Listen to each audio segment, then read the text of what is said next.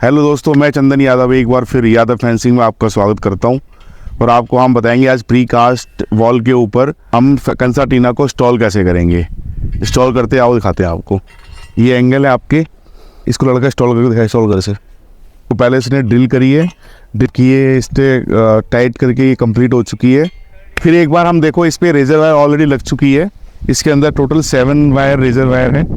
और razor wire लगाने के बाद कंसर्टीना लगाएंगे 450 mm की। कंसर्टीना 450 mm की लग गई है। ये 6 मीटर के अंदर आपके 51 राउंड है और इसके अंदर 2.5 mm की वायर है, 0.5 mm की पत्ती है और ये बेस्ट क्वालिटी की है। और ये जो लोकेशन हमारी साइड है, ये जो है आपकी DLF सेक्टर 51 गुरुग्राम की है। अगर आपको कुछ भी इस फेंसिंग के बारे में कोई जानकारी चाहिए तो आप जो है www.yadaventerprises.com पे संपर्क कर सकते हैं। उसमें मेरी मेल ID और मेरे फ़ोन नंबर दोनों लिखे हुए हैं।